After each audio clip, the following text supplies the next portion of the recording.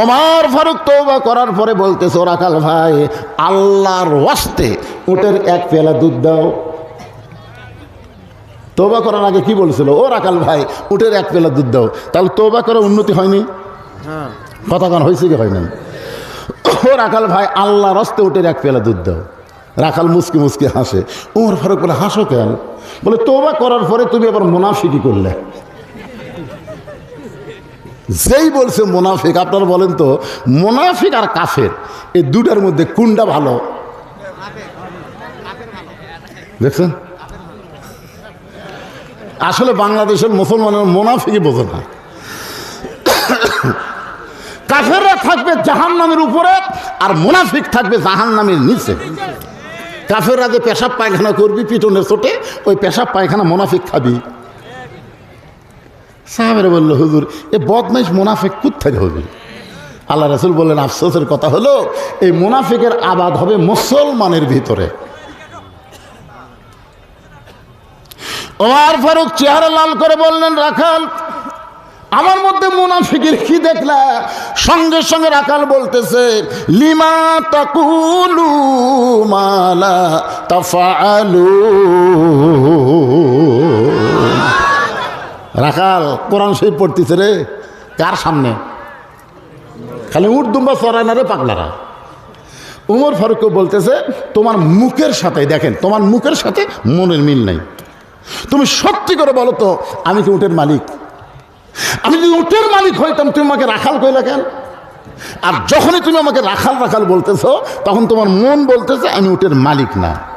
আর মালিক বাদ দেখেও রাখালের কাছে আল্লাহর রাস্তায় চাইলেও রাখাল দিবার পারবে না। যার প্রমাণ আমি নিজে।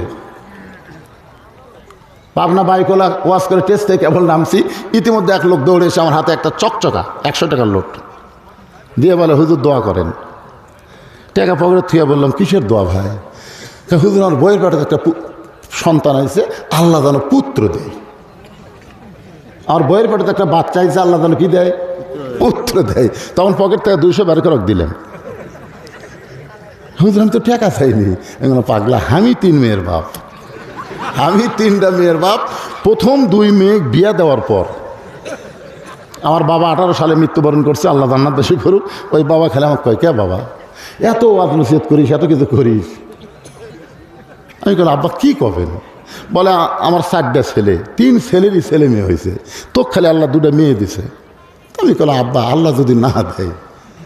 আব্বা কয়, কে তোর বয়স শেষ? বাপ হয়ে কথা বলে আব্বা তখন ঘর থেকে বাইরে হয়ে গেল। শরম, আমারও শরম, বাপেরও শরম। চিন্তা করলাম, কে আব্বা যখন কইল তোর কি বয়স শেষ, তখন আমার একটা চান্স নিলাম। এই যে কঠিন শীতকে উপেক্ষা করে আরামের বাড়ি, আরামের ঘুমকে বাদ দিয়ে শুধুমাত্র আল্লাহর কোরআনের আকর্ষণে, কোনো বক্তার আকর্ষণ নয়, আকর্ষণ তৈরি করতে হবে আল্লাহর কোরআনের। ধরে কোন ঠিক কিনা? কিন্তু কোরআনের কারণেই কিন্তু বক্তাগুলোর বিপদ। যার প্রমাণ হচ্ছে আল্লামা সাইদি হুজুর 50 বছর কোরআনের তাফসীর করলেন বিনা অপরাধে। ফ্যাসিস্ট সরকার তাকে 13 বছর জেলখানায় রাখলো। ধরে কোন ঠিক কিনা? এবং চিকিৎসার কথা বলে হাসপাতালে নিয়ে গিয়ে তাকে হত্যা করা হলো। এই জন্যে বাংলার মুসলমান বিশ্বাস করে, আল্লামা সাইদি তুমি মরনি, শহীদ হয়েছ আমরা এটাই জানি। ঠিক কিনা? আরে আল্লাহ, যখনই কোনো আলোচনা আমরা করতে যাই, বক্তাগুলো আল্লামা হুজুরের কথা মনে হয়। আপনাদের মনে হয় না? বাংলাদেশের সমস্ত আলেম একদিকে আর আল্লামা সাইদ হুজুর আর একদিকে, দেখবেন তার আলোচনাটাই সবচাইতে শ্রুতি মধুর এবং হক। জোরে কোন ঠিক কিনা?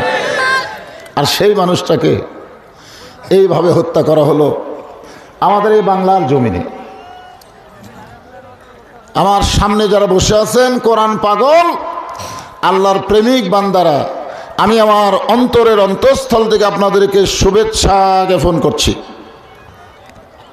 আপনাদেরও তো তাও মনে হয় জায়গা আছে, কিন্তু মা বোনেরা এত বেশি আইছে, ওদের আর বসার জায়গাই নাই। কি সমস্যা?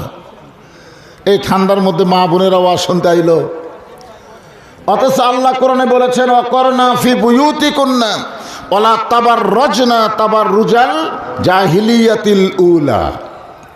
মেয়েরা তোমরা ঘরের মধ্যে থাকো, ঘরের বাহির হয়ো না। কোনো প্রয়োজনে যদি ঘরের বাহির হও, হেজাব নিয়া পর্দা নিয়া ওই জাহেলি যুগের মেয়েদের মতন সাজগোজ করে বের হওয়ার কোনো পারমিশন মুমিনা নারীর নাই। এ কথা কার? এখন আপনারা বলেন মা বোনদের জন্য কোরআনের ওয়াজ শোনা ফরজ না পর্দা মানা ফরজ? এতদূর বাড়ির থেকে এখানে আইছে, আইসা যদি পর্দা করছে, একটা হচ্ছে পর্দা করা আর একটা পর্দার ভিতরে থাকা। আপনি গোটা শরীরই মশারির মধ্যে আছে, খালি পাওয়াটা বার করে থাকছেন, মশা আপনি ছাড়বে? ওই যে জায়গা বার হয়ে আছে ওই জায়গার উপরে বেশি চাপ মারবে। আজকে মায়েরা গোটা শরীর ঢাকছে, কিন্তু যেদিকে মানুষের আকর্ষণ ওই জিনিসটা বার করে রাখছে। আমি আসার সময় তো দেখলাম, দেখবার চাইনি, তারপরে চোখে পড়ে গেছে। যদি পড়ে যায় তো কি করবেন? একটা মোটর সাইকেল যে চালায়, তার চোখে পোকা পড়ুক মশা পড়ুক, সে কোনো সময় চায় না, ধরুন চায়, কিন্তু যদি পড়ে যায় তখন কিন্তু মোটর সাইকেল থামায় আর চালায়। দেখো তো আমার চোখের মধ্যে কি পড়ছে, কেউ না কেউ তুলে দেয়। কিন্তু একটা বেপর্দা নারী যদি কারো চোখত পড়ে, ওটা চোখের মধ্যে থাকে না, ওটা কলিজার মধ্যে মেমোরি হয়ে যায়। জোরে কারণ ঠিক কিনা? এই জন্য সম্মানিত মা বোনদের বলবো, চাপাচাপি করে হলেও আপনারা পর্দার ভিতরে থাকেন, বাহিরে দাঁড়ায় থাকা যাবে। আর একেবারে জায়গা না হলে আপনারা চলে যান, কিন্তু বাইরে থাকা যাবে না, ভিতরে ঢোকা লাগবে। আমার সম্মানিত মা বোনদের জন্য আমি সুন্দর আলোচনা করবো ইনশাআল্লাহ। আমার মা বোনদেরকেও শুভেচ্ছা জ্ঞাপন করে দীর্ঘ অনেক বছর পরে আপনাদের এলাকায় এসেছি, জিজ্ঞাসা করতেছি আপনারা সকলে কেমন আছেন? জি, আর কিছুদিন হলে যে শীত, এক এক দিন এক এক জেলায় ওয়াজ।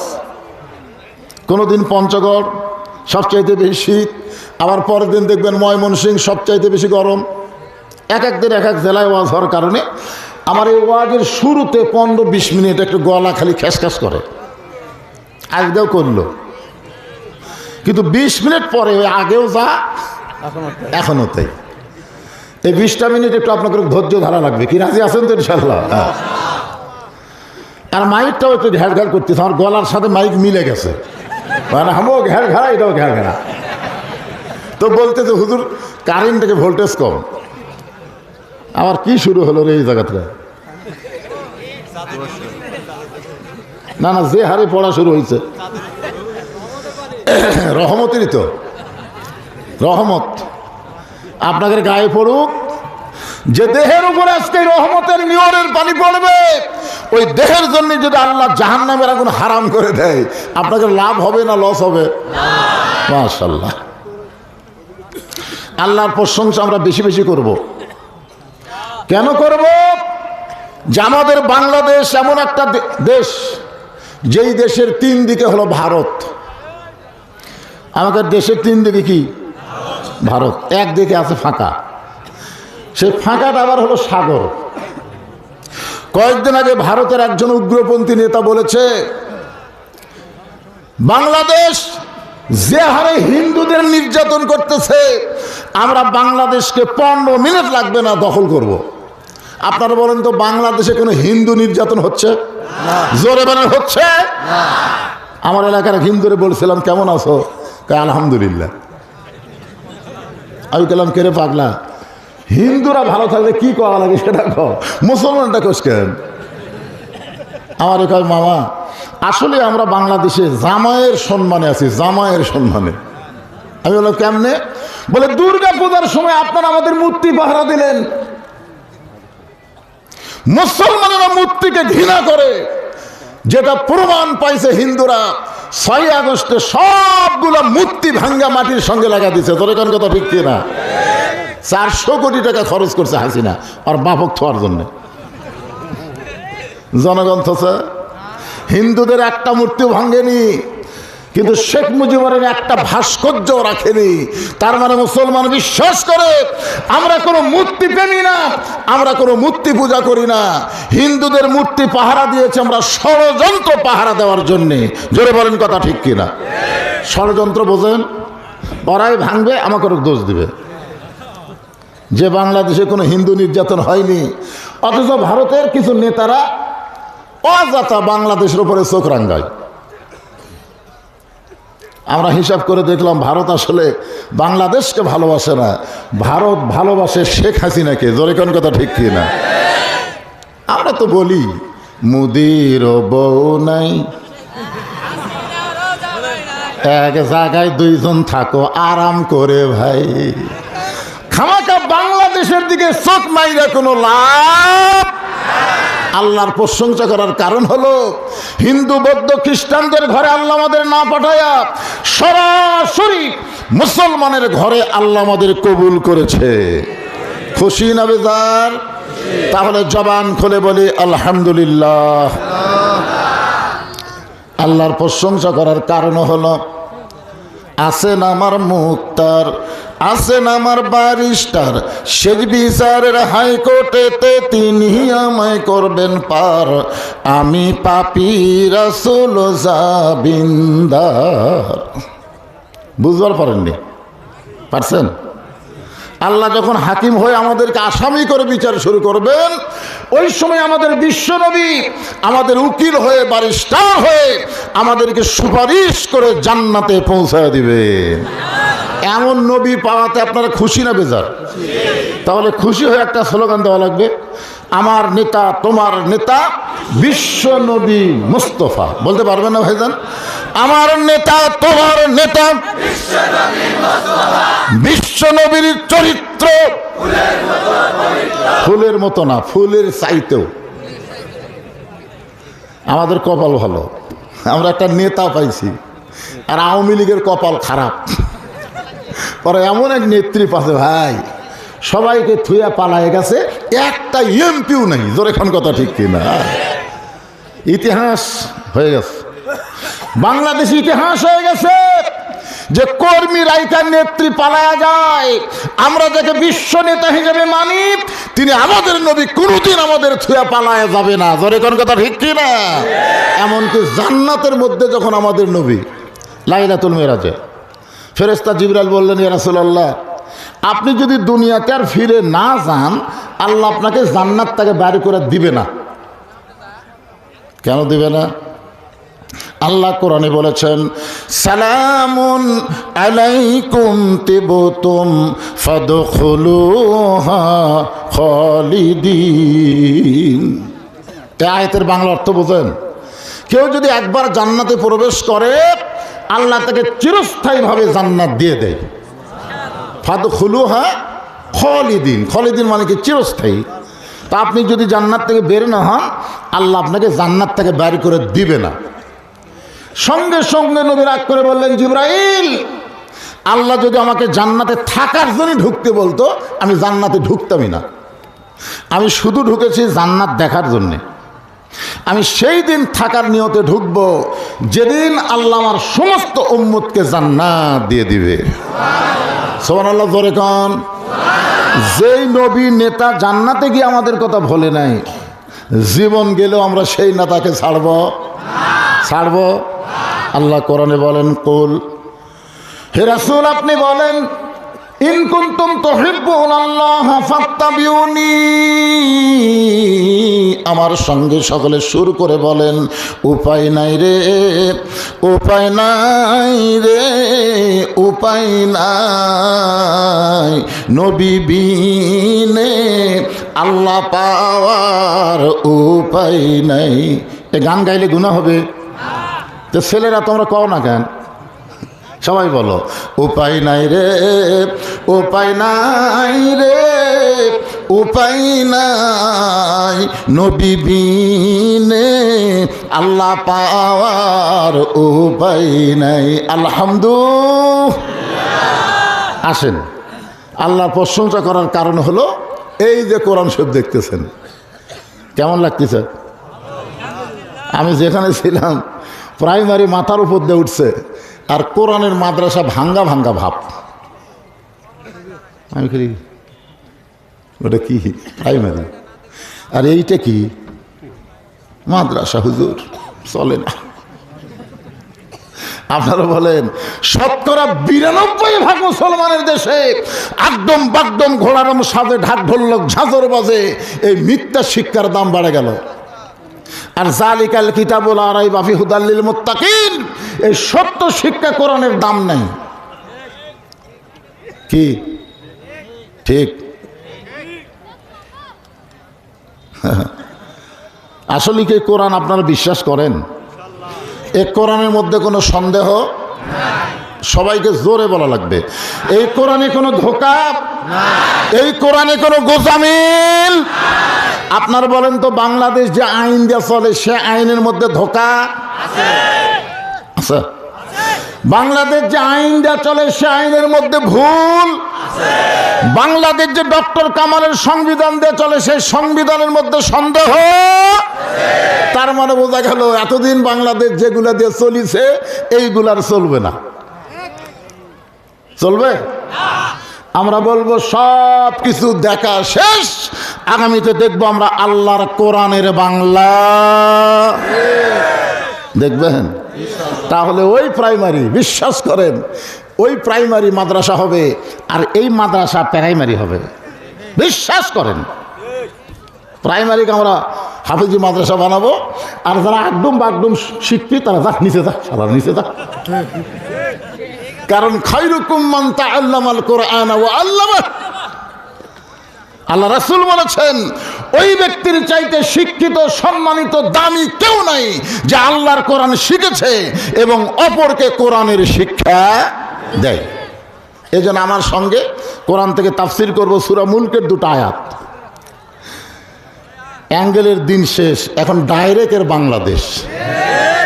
আমি আগে হাসিনা সরকারের সময় হক কথা করছি, এই জন্য তো ঢুকতে দেয়নি, কিন্তু ডাইরেক্ট কোনো কথা বলিনি, মার দিছি অ্যাঙ্গেলে। ধরে কোন কি ওইটা একটা কলিজার মধ্যে ঢুকে কই বলি চলবি না। আমি খালি চিন্তা করি অ্যাঙ্গেলের কবে দিন শেষ হবি। মাশাআল্লাহ, 5ই আগস্ট অ্যাঙ্গেলের দিন শেষ, এখন ডাইরেক্টের বাংলাদেশ। কোরআনের রাজনীতি আছে না নাই? ধরে কোন আছে না নাই? সূরা মুলক, যে সূরার অর্থই হলো রাজ্য, রাজত্ব, সেই সূরা থেকে আপনাদের সামনে 2টা আয়াত তেলাওয়াত করলাম। প্রথম আয়াত হলো তাবারাকাল্লাযী বিয়াদিহিল মুলকু ওয়া হুয়া আলা কুল্লি শাইইন কাদির। আচ্ছা, আপনারা কি এখন আওয়ামী লীগ করতেছেন? আওয়ামী লীগের মধ্যে কিন্তু আল্লাহু আকবার নাই। আমি স্বাধীনতার পর থেকে দেখতেছি এই আওয়ামী লীগরা যত জায়গায় মিছিল করেছে, কোনো দিনও ভুল করেও আল্লাহু আকবার শোনা যায়নি। জোরে কোন কথা ঠিক শুনবার পাচ্ছেন আপনারা? যে কোরআনের তেলাওয়াত শুনলে ইমান বাড়ে না কমে? ইমান বাড়ার লক্ষণ চুপ করে থাকা। শয়তান যদি তাড়াবার চান, সবচাইতে বড় অস্ত্রের নাম কি? বুঝতে পারতেছেন না?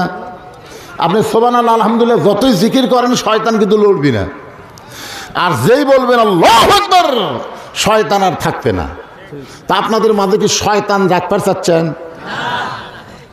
প্যান প্যান করেন কে? আমাকে এলাকার 2 দল লোক আসতে কথা কয়। একটা হলো আওয়ামী লীগ, এখন আর জোরে কথা কয় না, কারণ কথা কইলি থানার ওসি আমারে কইছে, হুজুর দৈনিক 14 জন আওয়ামী লীগ ধরা লাগবে, আপনার খোঁজে কোনো আওয়ামী লীগ আছে? আগে আওয়ামী লীগরে কইতো দৈনিক 14 জন জামাত ধরা লাগবে, এখন জামাত বলতেছে আওয়ামী লীগ ধরা লাগবে, হুজুর আপনার খোঁজে আছে? কথা কয় না। আর একটা হলো মেয়ে মানুষ, জোরে কথা বললে পর্দার খেলাফ হবে, এজন্য মেয়েরাও জোরে কথা কয় না। এখন আপনারা কি করবেন? আপনারা সিদ্ধান্ত নেন। কোরআন আয়াত যখন তেলাওয়াত শেষ হবে, জবান খুলে বলতে হবে আল্লাহু আকবার। বলতে পারবেন? পারবেন? গলা খাকারে দেন। তাবারাকাল্লাযী বিয়াদিহিল মুলকু ওয়া হুয়া আলা কুল্লি শাইইন কাদির। বোঝা গেল 5 তলা বিল্ডিং এর উপর তালা তুটে 1.5 লাখ টাকার খাট আর 12,000 টাকার কম্বল ওড়ে তামানে দিয়ে বলতেছে আমার বাড়ি আমার ঘর আমাক নামাই কে। যেরকম আমার বাপের দেশ আমার দেশ, কি বাপের দেশ আমার দেশ 41 সাল, যেরকম কয় সাল? ফেরেশতারা বলতেছে আল্লাহ ঘুমানোর আগে একটা দোয়া পড়া লাগে, আল্লাহুম্মা বিইসমিকা আমুতু আহইয়া। এই দোয়া পড়া বাদ দিয়ে কি করলো? আমার বাড়ি আমার ঘর আমাক নামাই কে? আল্লাহ বলতেছে ফেরেশতারা বাচ্চা তখন একটা ভূমিকম্প হচ্ছে, ওই কিন্তু কই যে হামাক নামাই কে। 3টার সময় ভূমিকম্পে যখন বিল্ডিং লড়তেছে ওই এত ফোর্সে নামছে ভাই, কম্বলের মধ্যে লঙ্গি খুলে আছে ওটাও পরার টাইম নেই, ন্যাংটা হয়ে নামছে। যখন কি হয়ে নামছে? ফেরেশতাকে আল্লাহ নামাইলা নামাইলা, তাই বলে ন্যাংটা করে কে রে হাসিনা তুই নামবু না? আল্লাহ তো ন্যাংটা করে নামাছে। জোরে কোন কথা ঠিক কি না? অহংকারের একমাত্র মালিক কে? তাবারাকাল্লাযী বিয়াদিহিল মুলক। গোটা পৃথিবীর রাজত্ব কর্তৃত্ব মালিকানা একমাত্র কার হাতে? ওয়া হুয়া আলা কুল্লি শাইইন কাদির। সমস্ত ক্ষমতার মালিক কে? বিশ্বাস করেন? মাশাআল্লাহ। এরপর আল্লাহ বলতেছেন আল্লাযী খালাকাল মাউতা ওয়াল হায়াতা লিয়াবলুয়াকুম আইয়ুকুম আহসানু আমালান ওয়া হুয়াল আজিজুল গফুর। মৃত্যু এবং হায়াত এই দুইটা লিয়েই তো আমাকে কি মিশে মায়ায় বন্দি থাইকা করলাম কত খেলা, পশ্চিমে তাকায়া দেখো তোমার ডুইবা গেছে বেলা, এক পলকের নাই ভরসা মিশে সকল আশা, কখন বুঝি দারুণ ঝড়ে ভাঙবে তোমার বাসা। খলাকাল মাউতা ওয়াল হায়াতা। আসলে আমাদের যে বিশ্বাস এই বিশ্বাসে হওয়া লাগতো খলাকাল হায়াতা ওয়াল মাউতা, আগে জীবন তারপরে মৃত্যু, কিন্তু আল্লাহ বলতেছে আগে মৃত্যু তারপরে জীবন। মারাত্মক কথা। তার মানে রিটার্ন টিকিট ভাই, রিটার্ন টিকিট বোঝেন? যারা হজ করবার গেছে তারা বোঝায়, মানে একসাথে 2 টিকিট। কেন ভাই কেন 2টা? যা আই যা। তার মানে কি যা আপনি যদি যাই কন আমি আর যাবো না রে, 40 দিন পর পুলিশেরা খুঁজবে কে রে এই কুটিকে পলানো রে। হয়তো কোনো বাড়ির লুকে আছে, পুলিশ খুঁজে পাচ্ছে না, কিন্তু আমাদের যখন রিটার্ন টিকিট শুরু হবে তখন আজরাইল খুঁজলে লুকা থাকা যাবে? এই জন্যে খুব খেয়াল করবেন, আল্লাহ অত্যন্ত গুরুত্ব দিয়ে আগে মৃত্যুর কথা বললেন, তারপর হায়াতের কথা বললেন। কেন বললেন? লিয়াবলুয়াকুম আইয়ুকুম আহসানু আমালা। মারাত্মক কথা, তোমাদেরকে পরীক্ষা করা হবে সুন্দর আমলের জন্যে। এখন আপনার বলেন সুন্দর আমল করতে গেলে সুন্দর একটা পরিবেশের দরকার আছে না নাই?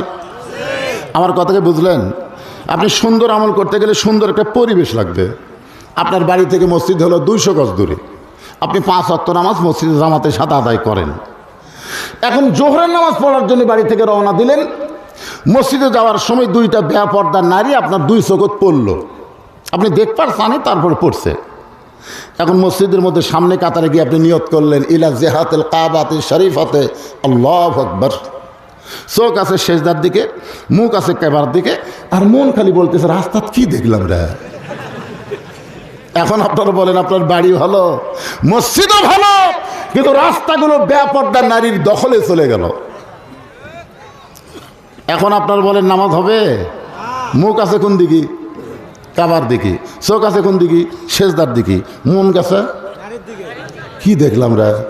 হ্যাঁ, এই জন্যে পরিবেশ সুন্দর করতে গেলে সুন্দর একটা সমাজ লাগবে। সুন্দর একটা সমাজ যদি তৈরি করতে চাই, সুন্দর একটা রাষ্ট্র লাগবে। সুন্দর একটা রাষ্ট্র যদি বানাবার চাই, মানুষের তৈরি আইন হবে না, আল্লাহর কোরআনের আইন লাগবে। জোরে কোন কথা ঠিক কি না? কারা কারা কোরআনের আইনের পক্ষে দুই হাত তুলে আমার আল্লাহকে দেখান। লিল্লাহি তাকবীর।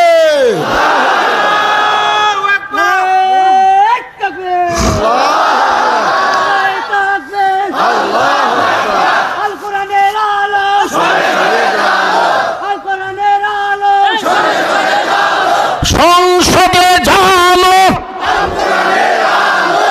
আগামীতে শোনেন, আল্লাহ আমাদের ভাগ্য ভালো, ইউনুস ওক বসাছে। ইউনুস, আমরা সবাই জানি বিপদের দোয়ার নাম কি? বাংলাদেশ যখন কঠিন বিপদে পড়ছে ভাই, এই মুহূর্তে আল্লাহ বুঝলো যে ইউনুস ছাড়া কাম নাই। ভারত কিন্তু বহু চক্রান্ত করলো, কিন্তু ইউনুস কিছুদিন আগে কইলো ডোনাল্ড ট্রাম্প আমেরিকার প্রেসিডেন্ট হচ্ছে, এখন আর হাসিনার কোনো টেনশন নাই। কয়েকদিন আগে ডোনাল্ড ট্রাম্প 3 বার ইউনুসকে কল করছে, কিন্তু ইউনুস ধরেনি। লা ইলাহা ইল্লা আনতা সুবহানাকা ইন্নী কুনতু মিনাজ জালিমিন। তাহলে ইউনুস যখন বসে আছে, সামনে একটা শুভ দিন অবশ্যই আমাদের সামনে আসতেছে। ধরে কোন কথা ঠিক না? এ বাংলাদেশে একটা নিরপেক্ষ নির্বাচন হবে। এখন আপনারা সকলেই কিন্তু আল কোরআনের আলো ঘরে ঘরে বাদ দিয়ে সংসদের কথা বলছেন। কারণ মমতাজের মতন গায়িকা আমরা সংসদে পাঠাবো না, মাহির মতন নায়িকা ভোটের ডানানোর চান্স পাবি না। জোরে কোন কথা ঠিক কিনা?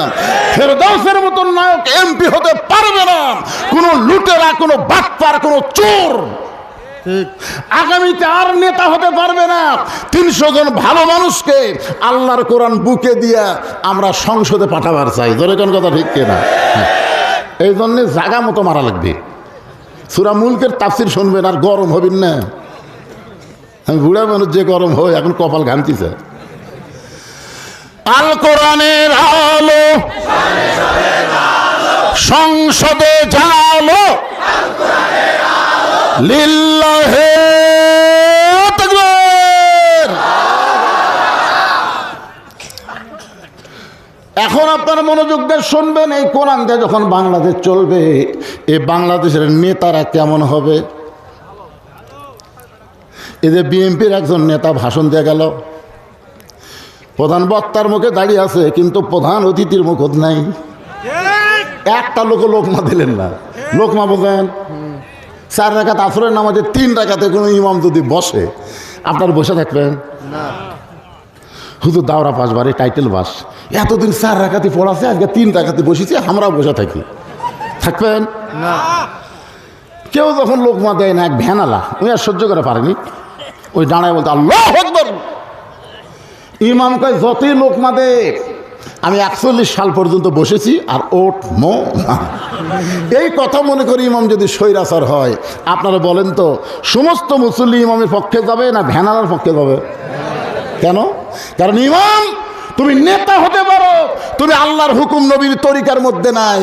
আর ভ্যানালা, তুমি আল্লাহর নবীর তরিকা মোতাবেক লোকমা দিয়েছো, তুমি ঠিক। জোরে কোন ঠিক কিনা ভাই?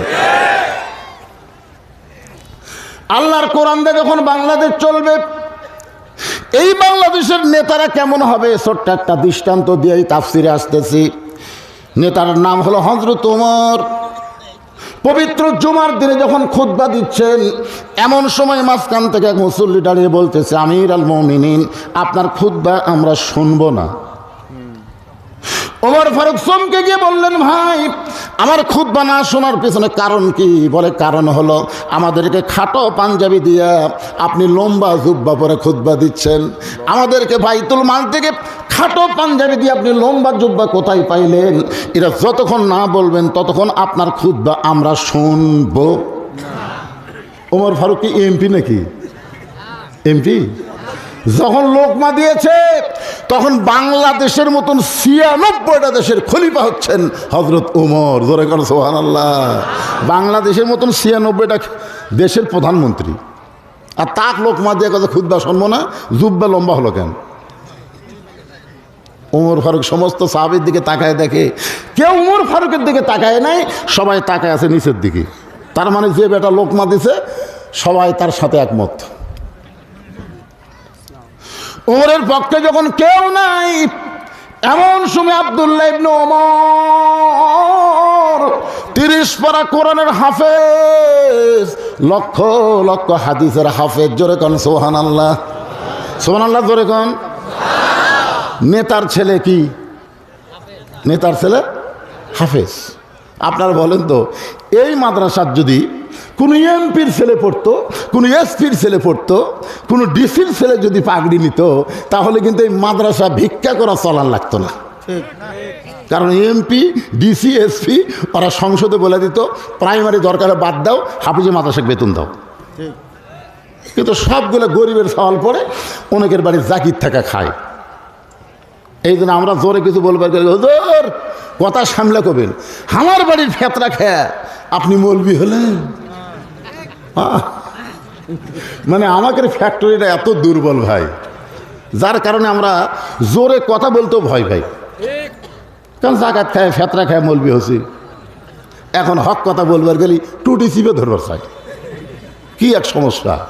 আপনারা বলেন, নেতার ছেলে 30 পারা কোরআনের হাফেজ, নেতার ছেলে লক্ষ লক্ষ হাদিসের হাফেজ। আব্দুল্লাহ ইবনে ওমর বাবার পাশে দাঁড়ায় বলতেছে, রে নবীর সাহাবীরা, তোমরা খাটো পাঞ্জাবি হলেও নতুন কাপড় পরে নামাজ পড়তে আইছো, কিন্তু আমার পরনে দেখো নতুন কোনো কাপড় নাই। আমি আজকে নতুন কোনো কাপড় পরতে পারি নাই। ওসমান গনি বলে, আব্দুল্লাহ সবাই নতুন কাপড় পরেছে, আর তুমি পুরাতন কাপড় পরে কেন নামাজ পড়তে আইলা? আব্দুল্লাহ বলতেছে, আমি যদি নতুন কাপড় পরতাম তাহলে আমার বাবার জুব্বা লম্বা হতো না। আমি যদি আজকে নতুন কাপড় পরতাম তাহলে আমার বাবার জুব্বা কি হতো না? লম্বা হতো না। দুনিয়ার সবাই যখন ঘুমাইছে, আমার বাবা চুপি চুপি আমার দরজায় গিয়ে ডাকতেছে, আব্দুল্লাহ। আমি গভীর রাত্রে দরজা করে তাকাই দেখি বাবার হাতে একটা পাঞ্জাবি।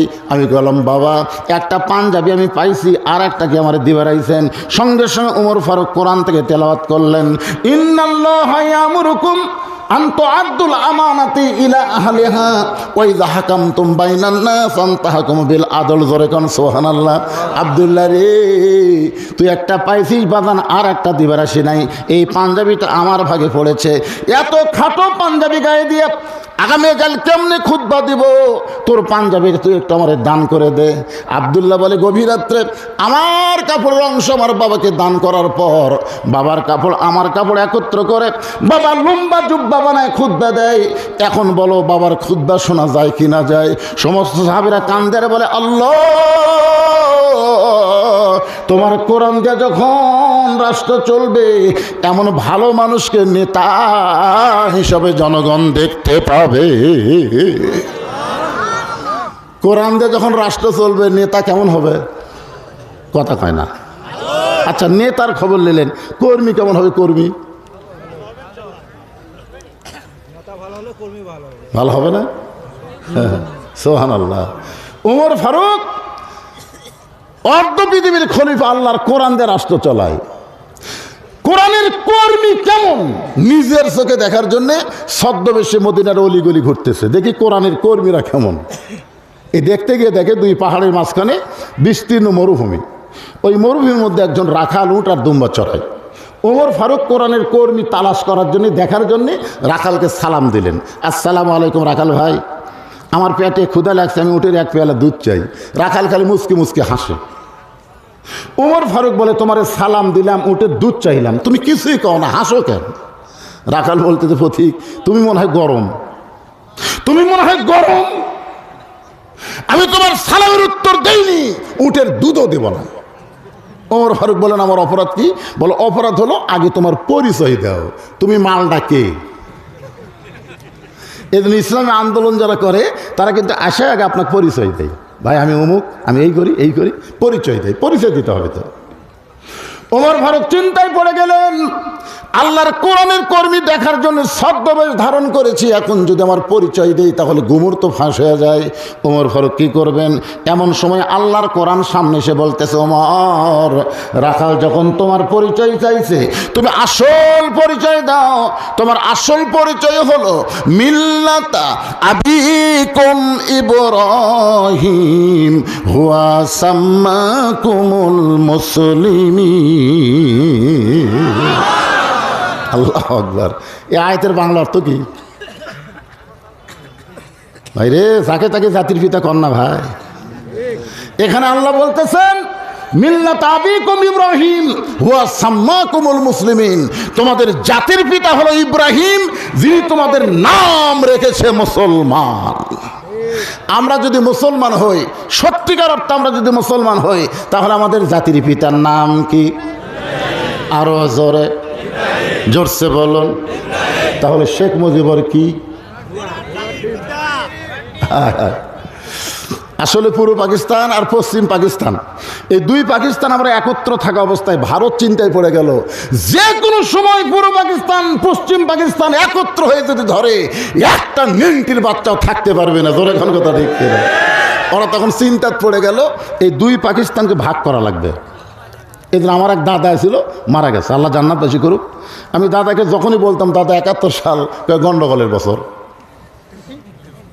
আমি যখনই আমার দাদাকে বলতাম দাদা 71 সাল গন্ডগোলের বছর, আমি কোনো 71 সাল যুদ্ধ, এই কিসের যুদ্ধ রে, তুই কি বুঝিস? আমরা দুই ভাই একত্র থাকবার চাইছিলাম, কিন্তু ওই শালা ভারত আমাকে মধ্যে গন্ডগোল লেগে দিল। আমি বললাম এই গন্ডগোল কার মাধ্যমে? ওরা গোটা বাংলাদেশ খুঁজে দেখলো কাক দিয়া এই কাম করা যায়। উতুল্লিম বাদা জালিকা জানিম, আরবি কোরআনের আয়াত করছি, বাংলা কম না, পরে বুঝে নেবেন, বুঝিয়া নেবেন। হ্যাঁ, দেশ স্বাধীন হচ্ছে। স্বাধীন যদি হয় তাহলে সার্বময় ক্ষমতা ভূমত্ব বাংলাদেশের উপরে ভারতের চোখ রাঙ্গানি বাংলার মুসলমান সহ্য করবে না। জোরে কোন কথা ঠিক কিনা কথা বলেন? এই পরশুদিন মোদি কি কইছে যে ভারত যদি সহযোগিতা না করতো তাহলে বাংলাদেশ নাকি স্বাধীন হতো না। আমাদের কাছে সূরা নসর আছে না নাই? এজরাকান আছে না নাই? ইজা জা নাসরুল্লাহি ওয়াল ফাত, মুসলমানের প্রত্যেকটা বিজয় ভারতের সাহায্য নয়, আমেরিকার সাহায্য নয়, আল্লাহর সাহায্য। ধরে কোন কথা ঠিক কিনা? বোঝা গেছিল 71 সালে বিজয়ের মধ্যে একটু সন্দেহ ছিল, এই 24 সালে বুঝতে পারতেছেন না। আমি দিনের বেলা যেখানে ওয়াজ করলাম পীরগঞ্জ, আর কলজা ভরে গেছে ভাই। সর্বপ্রথম এই বাংলাদেশের স্বৈরাচারকে পতন করার জন্য হাত বাড়াইয়া জীবন দিয়েছে, তার নাম হলো আবু সাইদ, ওর বাড়ি হলো পীরগঞ্জ। অথচ হাসিনার শ্বশুর বাড়িও কথা খায় না, খাপে খাপ মন তাদের বাপ। আমি চিন্তা করলাম কেরি কোন জায়গার থেকে কি হলো? আর কেমন মার সুরা মুলকের দুটা আয়াতে তাফসীর শোনেন, বিরক্ত হচ্ছেন?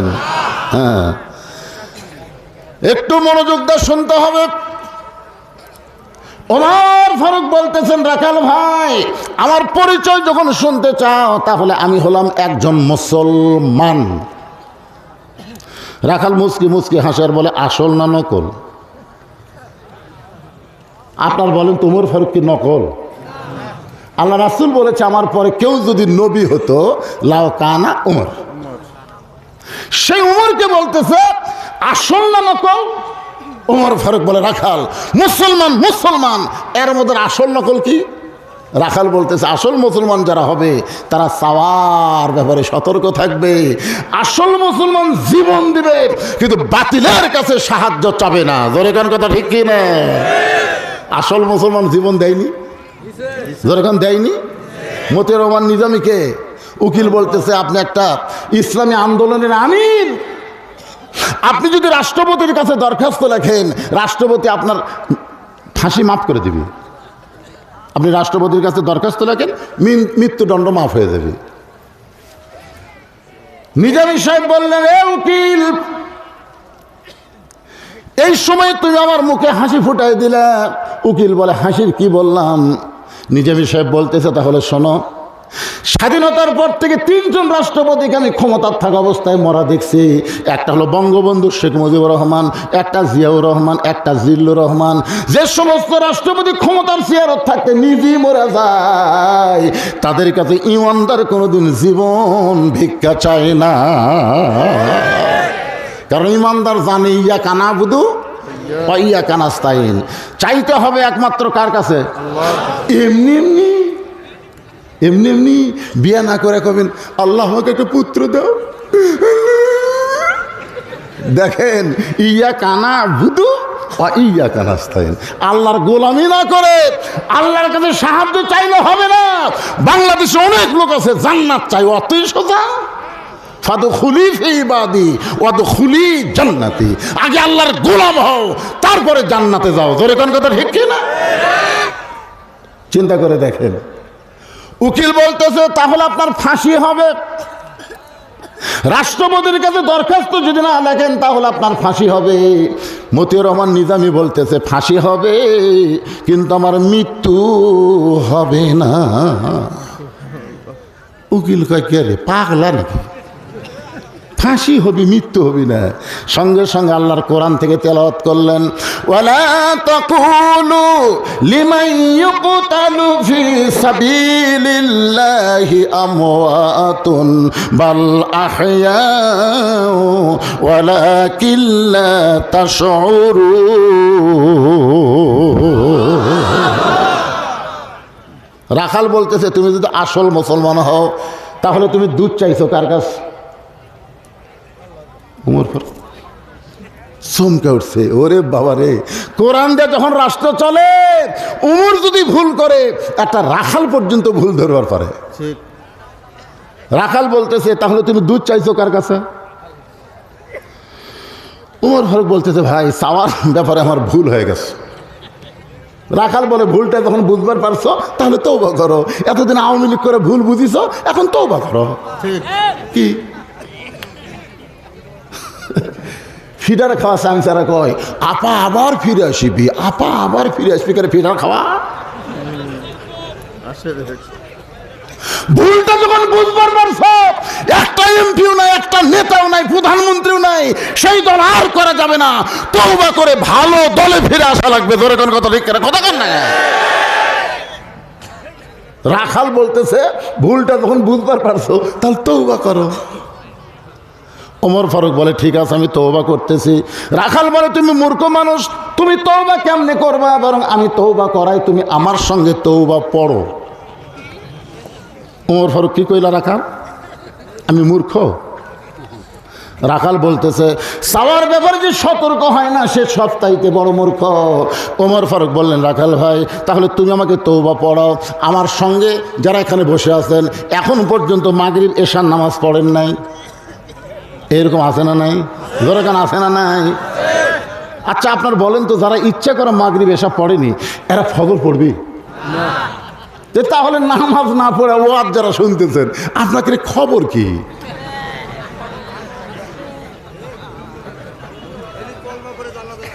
এখনই তওবা করেন, এখনই তওবা করেন, ফিরে আসেন আর বলেন আল্লাহ মাগরিব এশা পড়ি নাই, ফজর থেকে এক ওয়াক্ত বাদ দেব না। আল্লাহ কাই তওবা করার সঙ্গে সঙ্গে যত নামাজ না পড়ার পাপ হয়েছে আমি আল্লাহ সব মাফ করে দিলাম। এই জন্য সকলে আমার সঙ্গে পড়েন আস্তাগফিরুল্লাহাল্লাযী লা ইলাহা ইল্লা হুয়াল হাইয়ুল কাইয়্যুম ওয়া তুবু ইলাইহি। ওমর ফারুক তওবা করার পরে বলতেছে রাখাল ভাই আল্লাহর ওয়াস্তে উটের এক পেয়ালা দুধ দাও। তওবা করার আগে কি বলছিল? ও রাখাল ভাই উটের এক পেয়ালা দুধ দাও। তাহলে তওবা করে উন্নতি হয়নি? কথা কান হয়েছে কি হয় না? ও রাখাল ভাই আল্লাহর ওয়াস্তে উটের এক পেয়ালা দুধ দাও। রাখাল মুসকি মুসকি হাসে। ওমর ফারুক বলে হাসো কেন? বলে তওবা করার পরে তুমি আবার মুনাফিকি করলে। যেই বলছে মুনাফিক, আপনারা বলেন তো মুনাফিক আর কাফের এই দুটার মধ্যে কোনটা ভালো? দেখছেন আসলে বাংলাদেশের মুসলমানের মুনাফিকই বোঝে না। কাফেররা থাকবে জাহান্নামের উপরে আর মুনাফিক থাকবে জাহান্নামের নিচে। কাফেররা যে পেশাব পায়খানা করবি পিটনের চোটে, ওই পেশাব পায়খানা মুনাফিক খাবি। সাহাবেরা বলল, হুজুর এ বদমাইশ মুনাফিক কোত্থেকে হবে? আল্লাহ রাসূল বললেন, আফসোসের কথা হলো এই মুনাফিকের আবাদ হবে মুসলমানের ভিতরে। ওমর ফারুক চেহারা লাল করে বললেন, রাখাল আমার মধ্যে মুনাফিকের কি দেখলা? সঙ্গে সঙ্গে রাখাল বলতেছে, লিমা তাকুলু মা লা তাফআলু।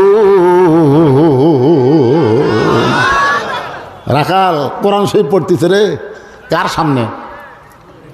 খালি উট দুম্বা চড়ায় না রে পাগলারা।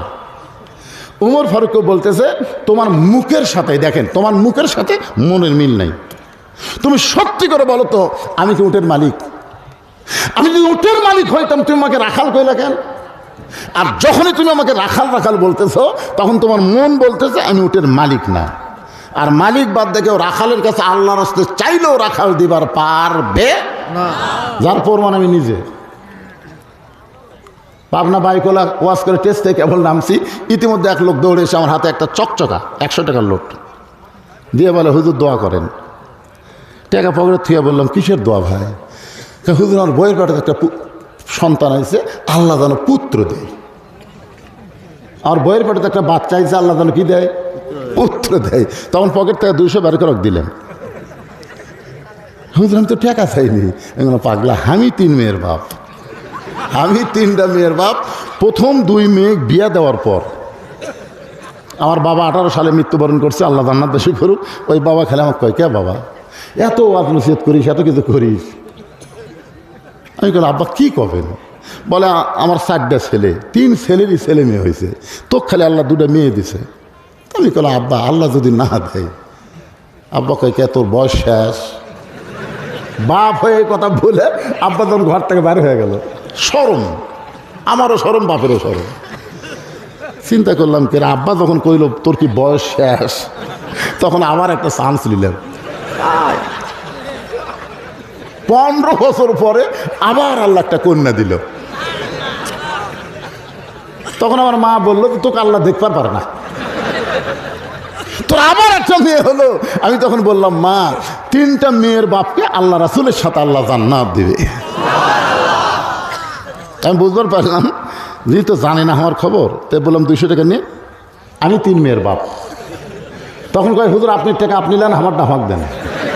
ওই টাকা নিয়ে দৌড় মারতেছে। আমি বললাম, কোথায় যাবি? বলে, যেই হুজুরের বেটা ছাওয়াল আছে আমি তার কাছে দোয়া চাবো। আমি কইলাম, কোনো হুজুর না, কোনো বাবা না, কোনো পীর না, বাবার যদি চাও কেবলমাত্র মালিকের কাছে চাও, মালিক হলেন আমাদের আল্লাহ। ধরে গান ঠিক কিনা? রাখাল বলে, পথিক সত্যিই যদি উটের 1 পেয়ালা দুধ চাও, এখান থেকে মালিকের বাড়ি হলো 10 মাইল দূরে। ওই মালিকের বাড়ির দরজা গিয়ে বলো, মালিক তোমার রাখাল উট আর দুম্বা চড়াই, তুমি মালিক যদি হুকুম দাও তাহলে রাখাল আল্লাহর হস্তে উটের 1 পেয়ালা দুধ দিবে। ওমর ফারুক বলে, রাখাল এতদূর কষ্ট করে মালিকের বাড়ি যাওয়ার দরকার নাই, বরং তোমাকে 2টা টাকা দিলাম, এই 2টা টাকার বিনিময়ে তুমি উটের দুধ দাও। রাখাল বলে, পথিক তুমি কি হযরত উমরকে চেনো? তুমি হযরত উমরকে চেনো? যে উমর আল্লাহর কোরআন দিয়ে রাষ্ট্র চালায়, সুমরের গুপ্ত বাহিনী যদি দেখবার পায় তুমি আমার 2 টাকা ঘুষ দিছো, আর আমি মালিক বাদ দিয়ে তোমাকে উটের 1 পেয়ালা দুধ দিলাম, তাহলে তোমাকেও ধরবে আমাকেও ধরবে। এই বয়সে কি তুমি ধরা পড়বার চাও? ওমর ফারুক বলে, রাখাল ভাই আসলে আমার মনে নাই, চলো পাহাড়ের গুহার মধ্যে যাই, ওই গুহার মধ্যে গোপনে তোমাকে 2টা দিরহাম দিব, আর গোপনে তুমি উটের 1 পেয়ালা দুধ দিবে। তোমার মালিকও জানতে পারবে না, উমরের গুপ্ত বাহিনীও ধরতে পারবে না। সঙ্গে সঙ্গে রাখাল চিল্লায় বলে, তুমি ভণ্ড, তুমি ভণ্ড, তুমি ভণ্ড। ওমর ফারুক বলে, রাখাল আমার মধ্যে ভণ্ডামির কি দেখলা? রাখাল চিল্লায় বলে, পথিক যেখানে ওমরের গুপ্ত বাহিনী দেখতে পাবে না, যেখানে আমার মালিক জানতে পারবে না, সেখানে রাখালের আল্লাহ দেখতে পায়। সঙ্গে সঙ্গে ওমর ফারুক মারছে দৌড়। পাহাড়ের পাদদেশে গিয়ে নামাজ পড়ে আল্লাহকে বলতেছে, আল্লাহ তোমার কোরআন এত সুন্দর, তোমার কোরআন যখন জমিনে চালু হয়ে যাবে তখন প্রত্যেকটা মুসলমান বিশ্বাস করবে কেউ না দেখলো আল্লাহ দেখতেছে। জোরে কোন কথা ঠিক কি না? খালি কেউ না দেখলো আল্লাহ দেখতেছে, একটা বিশ্বাস যদি আমাদের অন্তরে থাকে, বাংলাদেশে কোনোদিন দুর্নীতি হবে না, বাংলাদেশে কোনোদিন চুরি হবে না, একজন মানুষ কোনোদিন 3 জনের ভোট দিবি না। জোরে কোন কথা ঠিক কি না? কি আমরা বক্তারা পর্যন্ত এই হাসিনের সময় ওয়াজ করবার এসে চারিদিকে তাকাছি,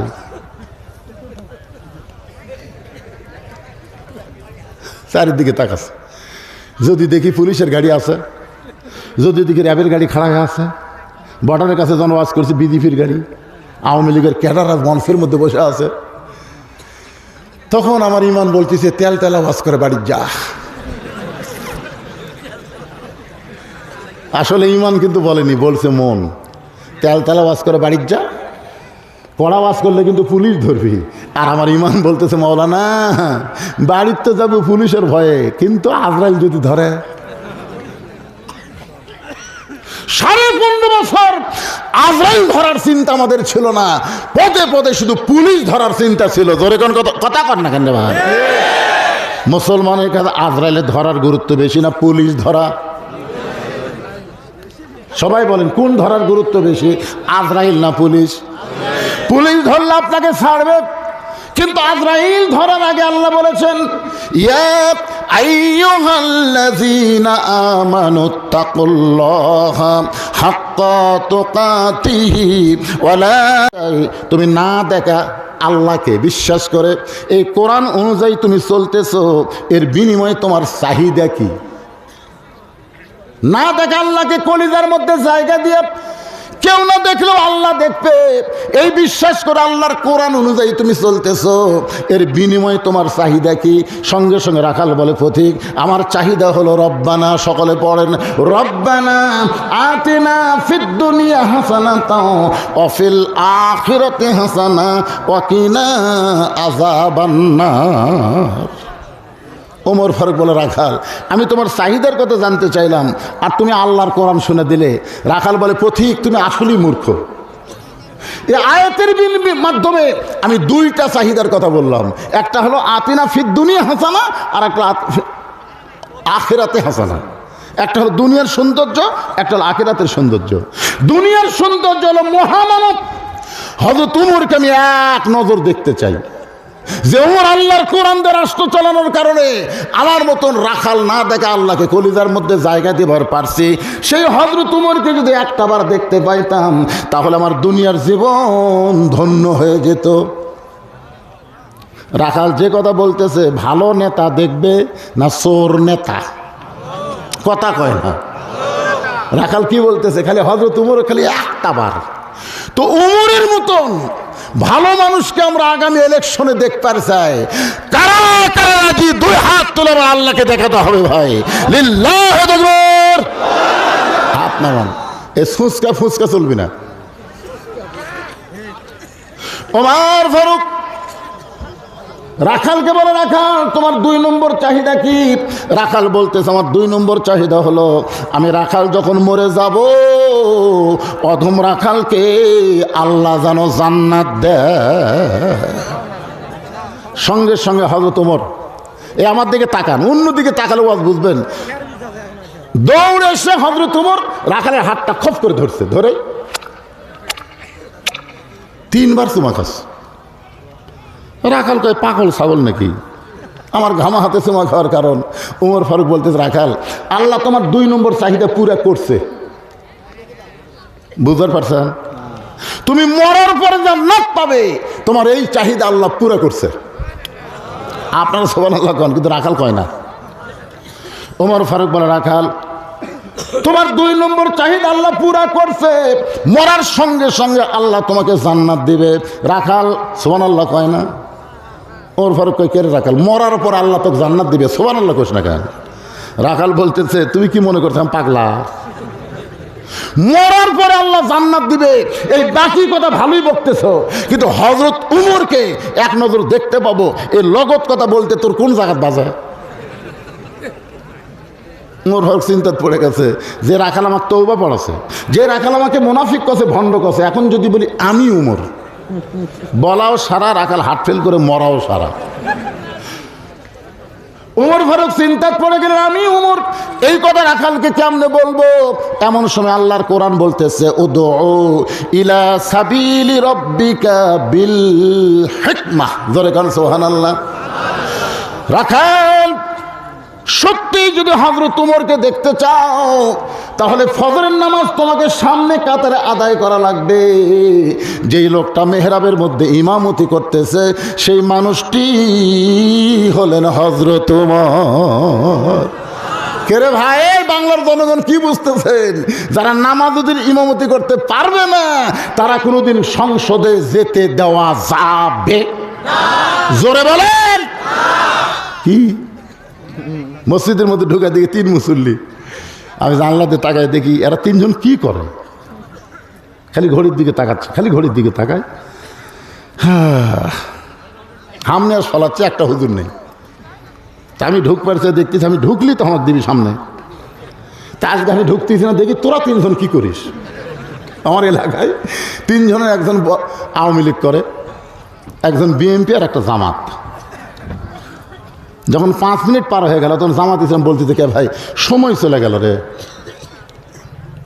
আওয়ামী লীগ বলতেছে তাহলে তুই সামনে যা।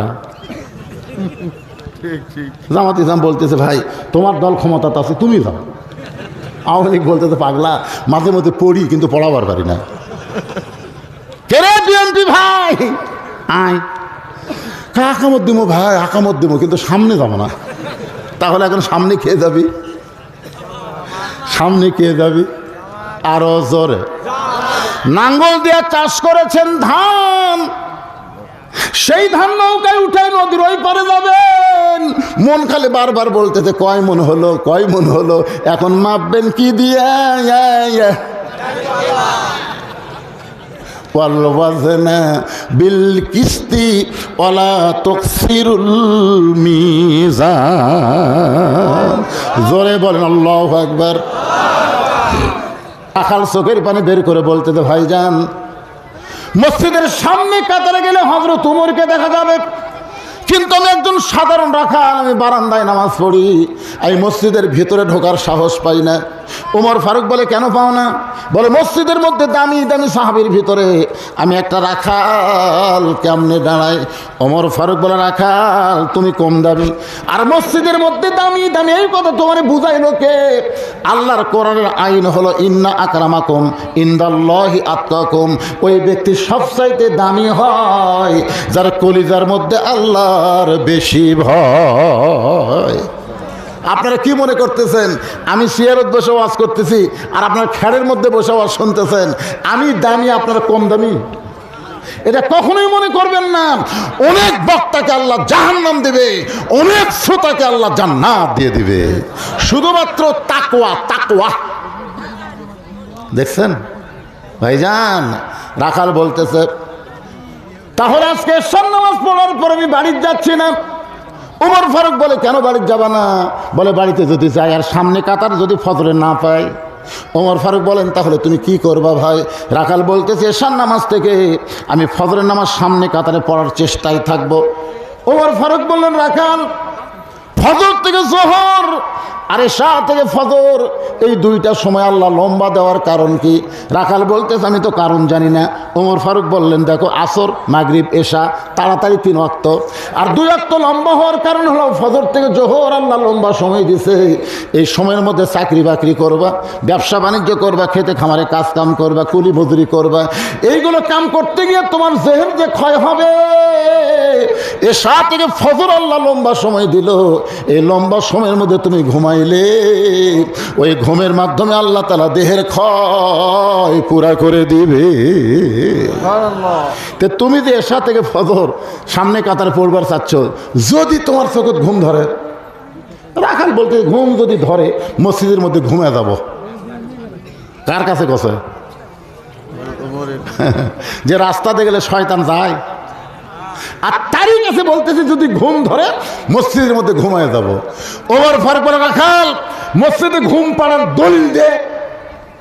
মসজিদে ঘুম পাড়বি তার একটা দলিল নাই? কথা কন রে ভাই, দলিল আছে না নাই? জোহর নামাজ পড়া সবাই বাড়িতে গেছে, ওরা 3 জন 4 ফ্যান্দে গল্প করতেছে। 1-1 ঘন্টা হয় গল্প ছাড়ে না, ফেরেশতাকে আল্লাহ সবাই গেল, কিন্তু 3 জন মুসল্লি 4 ফ্যান্দে গল্প করতেছে। এর কি রেজাল্ট কি? আল্লাহ বলতেছে গল্প করতে গিয়ে মাথার উপর ফ্যান ঘুরিছে, এই ফ্যানের কারেন্টের বিল এই তিনজন আলাদাভাবে না দেওয়া পর্যন্ত এরা জান্নাতে যাওয়ার পারবে না। কারণ মসজিদের বাপের ঘর না যে ইচ্ছা মতো অযথা ফ্যান ঘুরাবি। জোরে কোনো কথা ঠিক কথা কর না। হ্যাঁ, কতগুলো ব্যাককল আছে, চোখ বন্ধ করলে ওর পিছনের গিরা খুলে যায়, খালি ফোঁসা ফোঁস মারতেছে। জোরে কোনো কথা ঠিক কিনা? ছোটবেলায় আমি একবার পেঁয়াজ খায় মসজিদের মধ্যে ঢুকছিলাম, গ্রাম সম্পর্কে এক দাদা আমার কুনার ঘুতে পারছি, তোর মুখ পেঁয়াজ পেঁয়াজ গন্ধ, খবরদার কাঁচা রসুন কাঁচা পেঁয়াজ খায় মসজিদে ঢুকিস না, ফেরেশতার কষ্ট হয়। আমার এখনো মনে আছে ঘুতে মারছে। আর এখন শালারা মসজিদের মধ্যে পেঁয়াজ কোটে মুড়ি মাখবি কি লাগিছে ভাই, দুই দল। জোরে কোন কথা ঠিক কিনা? লাগিছে নবীর নামে তবলিগের কথা বলে ইসলামের খাটো করবা, চলবি না রে বাংলাদেশে। তোরে কার কথা ঠিক কিনা? আল্লাহর বান্দার একটু মনোযোগ দিয়ে শোনেন। ওমর ফারুক বললেন আযানের গুরুত্ব দিও। 5 ওয়াক্ত নামাজের মধ্যে ফজরের নামাজের গুরুত্ব কম না বেশি? কথা কয় না, কম না বেশি? এই যুবকেরা ফজরের নামাজের যে আযানে একই কথা 2 বার বেশি কয়। তোমাকে কানত পড়িছে কি? না না, শুনবি তাই। 3টা পর্যন্ত আর্জেন্টিনার খেলা দেখছে, মেসি কিভাবে কাটা কাটা গোল দেয় সেটা সব জানে। কিন্তু যেই ফজর আযান দেয়, আযান শুনবে না দেখে কম্বল মাথার উপর তুলে দিস। তো কম্বল মাথার উপর তুলে দিলে পাও যে বার হয়ে থাকবি, পাও টেনে বুকের কাছে চলছে। আপনি ভিতর দিকে তাকে দেখবেন, মনে হয় কম্বলের তলে চাউলের বস্তা ঢাকা আছে। আস্তে আস্তে জানতে দেখি কি আছে ওর ভিতর।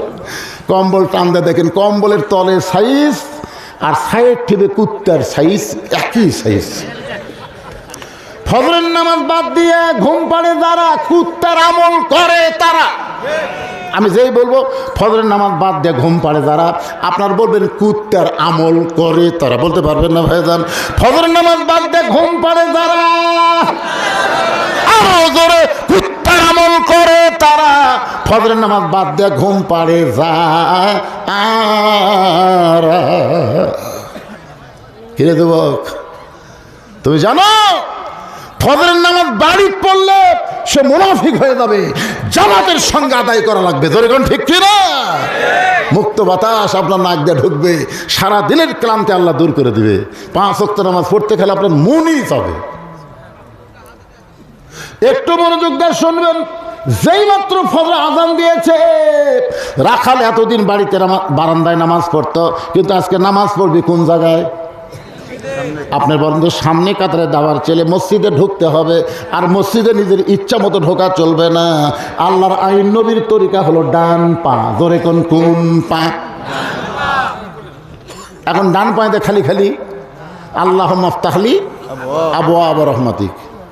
রাখাল মসজিদের মধ্যে ঢুকে সামনে কাতারে যাবার চাই। প্রত্যেকটা সাহাবী নড়ে সরে রাখালকে সামনে যাওয়ার রাস্তা করে দেয়। রাখাল মনে মনে কয়, আল্লাহ, বারান্দার থেকে ভাবলাম কি, আজকে ভিতরে ঢুকে দেখতেছি কি। আপনারা ভিতরে না ঢুকলে কোনোদিন বুঝতে পারবে না। আসল জিনিস দেখবার গেলে ভিতরেই ঢোকা লাগবে। ধরে কোনো ঠিক কি না? এসপি সাহেব দাঁড়া আছে, একজন মুসল্লি লাগবে, তাছাড়া কাতার পুরা হচ্ছে না। একটা মুসল্লি নাই। টাকা দেখে দরজার চৌকিদার খাড়ায় আছে। এসপি ডাকতেছে, আয়। চৌকিদার বলে, না স্যার, আপনি এসপি, আমি চৌকিদার।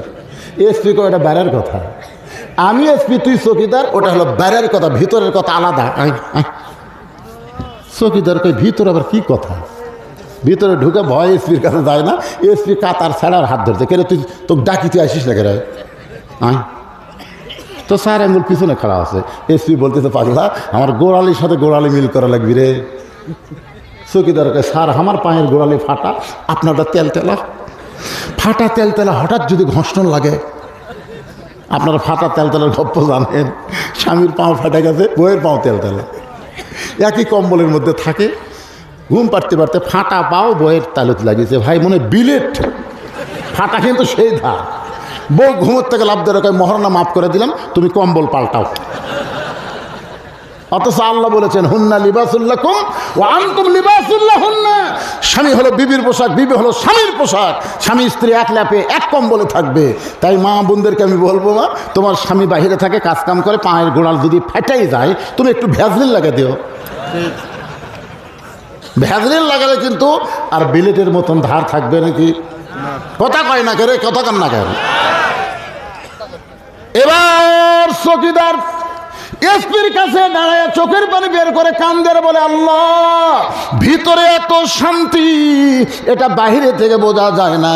আল্লাহ কয় ভিতরে শান্তি যদি পাওয়ার চাও, উদখুলু ফিস সিলমি কাফা, পুরাপুরি চলে আসো, আসল শান্তি তোমরা দেখতে পাবে। একেবারে সামনে কাতারে মেহরাব বরাবর রাখাল ফজরের 2 রাকাত সুন্নত নামাজ পড়েছে। ফজরের ফরজের পূর্বে 2 রাকাত সুন্নত আছে না নাই? রাখাল 2 রাকাত সুন্নত পড়ে চুপটি করে বসে আছে। এমন সময় এক সাহাবী মসজিদের মধ্যে ঢুকে দেখে জাগায় দখল। ওই সাহাবীর নাম হলো ওসমান গনি। ধরে কার নাম কি? ওসমান গনি। কয় আমার জাগাত কে বসে আছে? আপনার বলেন মসজিদে কারো জায়গা নির্দিষ্ট আছে? একজনের আছে, ইমামের। তো ওসমান গনি কেমনে বলতেছে যে আমার জাগাত কে? এটা রাসূলের একটা তরিকা হলো যে আমি যখন ইমামতি করব, আমি বরাবর পিছনে যিনি দাঁড়াবে তার নাম হলো আবু বকর। আবু বকর যখন ইমাম হবে, আবু বকর বরাবর যিনি পিছনে দাঁড়াবে তার নাম হলো ওমর। ওমর যখন ইমাম হবে, ওমর বরাবর যিনি পিছনে দাঁড়াবে তার নাম হলো ওসমান। ওসমান যখন ইমাম হবে, ওসমান বরাবর পিছনে যিনি দাঁড়াবে তার নাম হলো আলী। আলী যখন ইমাম হবে, আলী বরাবর পিছনে। এ কথা বলার পরে নবী আর কারোর নাম কয় না। সাহাবেরা বললেন ইয়া রাসূলুল্লাহ, হযরত আলী যখন ইমাম হবে, আলী বরাবর পিছনে কে দাঁড়াবে? সঙ্গে সঙ্গে নবী বললেন মা ইয়ান্তিকু আনিল হাওয়া ইন হুয়া ইল্লা ওয়াহয়ুহা। আমি নবী বলতে পারি না যতক্ষণ কে না বলায়। জোরে বলেন না, কে না বলায়? আল্লাহ। এ আলী পর্যন্ত হলো খোলাফায়ে, জোরে কর না কেন, খোলাফায়ে রাশিদিন। তাহলে ওমর ফারুক যখন ইমামতি করবে, ওমর ফারুক বরাবর কে দাঁড়াবে? কিন্তু আয়সা থেকে জাগাই দখল। নবীর যত সাহাবী সবচাইতে নরম কলিজার সাহাবীর ওসমান গনি। রাখালের পাশে ফাঁকা আছে, ফাঁকের মধ্যে 2 রাকাত সুন্নত পড়ে রাখালের দিকে 3 বার তাকাছে, 3 বার। মানে কোনো দিনও দেখেনি, আজকে প্রথম দেখতেছে। তাকান দরকার নাই, 3 বার তাকাছে। প্রথম তাকাতে রাখালে একটু কম রাখ, দ্বিতীয়বার তাকাতে, তৃতীয়বার যেই তাকাইছে রাখালে এই মিয়া বারবার তুমি কি দেখো মিয়া? ওসমান গনি ভয়ে খাড়া হয়ে গেছে। কে রে ভাই, আমি খালি পরপর তোমার দিকে 3 বার তাকাছি, তুমি এত গরম কারণ কি? তোমার পরিচয়? বলে আমার পরিচয় হলো আমি একজন রাখাল। যেই কথা রাখাল, ওসমান গনি মুসকি মুসকি হাসতেছে। মুসকি মুসকি হাসার কারণ হলো রাখাল যারা হবে তাদের ভাষা নরম থাকলে হবে না, রাখালের ভাষা গরম থাকা লাগবে। ধরে কোন ঠিক কি না? এই আহলে হাদিসের মধ্যে কিছু বক্তা আছে রাখালের মতন, এরা কিন্তু নরম ওয়াজ করা পারে না। আব্দুর রাজ্জাক বানি ইউসুফের নাম শোনেননি? মুজাফফর বিন মহসিন, এরকম কিছু বক্তা আছে। ও রে বাবারে, ওসমান গনি হাসতেছে আর বলতেছে ভাই ঠিকই আছে, রাখাল যারা হবে তাদের ভাষা গরমই হবে। আল্লাহ রাসূল বলেছেন প্রত্যেকটা অভিভাবককে আল্লাহ রাখালের দায়িত্ব দিয়ে দুনিয়াতে প্রেরণ করেছে।